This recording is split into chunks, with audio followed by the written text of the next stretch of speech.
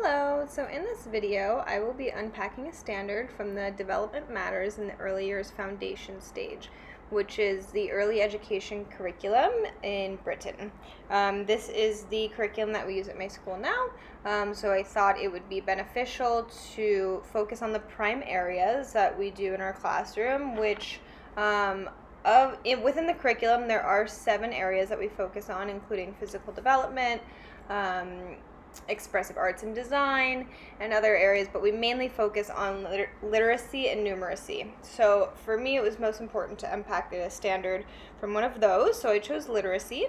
And then as far as the curriculum goes, we also break it down by months for the students, so 0 to 12 months and so on and so forth. So with my students, they are reception age, so we do 40 to 60 months, and so the standard that I chose to do is that they are able to link sounds to the alphabet. More specifically, it says link sounds to letters, naming and sounding the letters of the alphabet.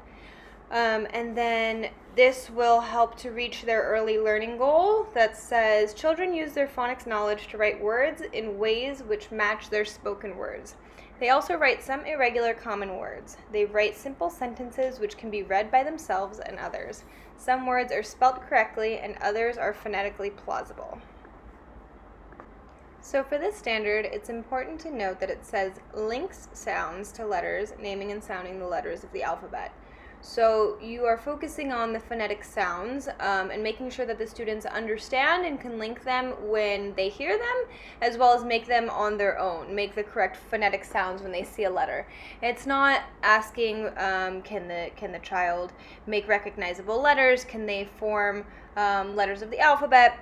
It's all sounds. So all of the lessons and the activities and the assessments will be done orally or verbally, and it's really up to the student and the teacher to make sure that that you can assess this understanding through listening and speaking.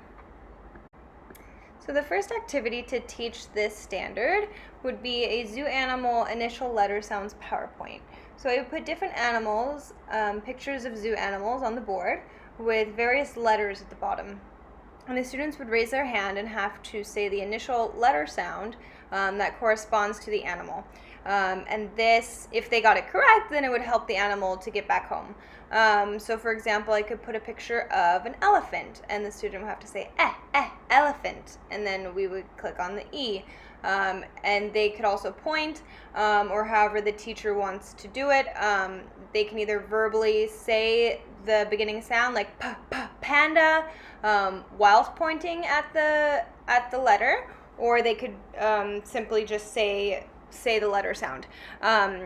In addition, if the students are comfortable enough with their sounds in their alphabet already, you could not put the letters on the screen and just see if they know the initial sounds and how to recognize those. So the next activity to teach these phonetic sounds would be called letter races. This would work by having a basket on one side of the room with magnetic letters, and on the other side of the room having a board that the students could stick the letters to. So the teacher would call out different phonetic sounds or words in which they're looking for an initial sound or ending sound to be found, and the student would have to go to the basket, find the correct sound, and then run to the other side of the room and stick it to the board. This would be really fun for the students because it is competitive and they love to run around whenever they get the chance, of course. And this seems like more of a game than an assessment. It would be easy for the teacher to assess this because it is done on an individual basis, and they wouldn't have their friends to help them choose these letter sounds.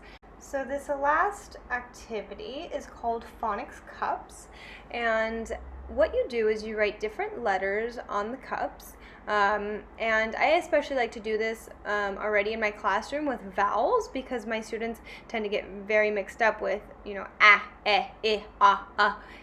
It can be very confusing. So what you do, it's, classic game, you hide a coin or a pom-pom or a marble or something underneath a cup, and then you mix it up. You can shift the ball around in the cups and hope that they don't notice, and then they have to say the phonetic sound according to the letter of the cup that they think the object is under. This is really fun for them, and they get really excited because, of course, they think they're on it. They're sure which cup the object is under. And so they really love to play this game, and of course don't realize it can, of course, be used as an assessment. They like to play this even amongst each other, just with their friends, and not necessarily with the teacher, which is a great way for me to also assess that not only can students make the appropriate sounds, but their friends who are also playing with them can understand and hear the correct sound and pick up the correct corresponding letter according to whichever sound their friend makes. So on both ends, this is a great way for assessing the students. So just to quickly wrap it up, again, the reason why I chose this part of the curriculum, this standard within the curriculum, is because I think it is so important that the students at such a young age are able to link the sounds to the letters of the alphabet. Some standards within the literacy area include forming recognizable letters and can the students hold a pen properly, which of course those are important as well, but those are not as vital to reading and writing. So yeah, that's why I thought this was the most important point to focus on, and there are so many lessons within it that'll help the students start to blend and segment, which will of course improve their literacy skills within reading and writing.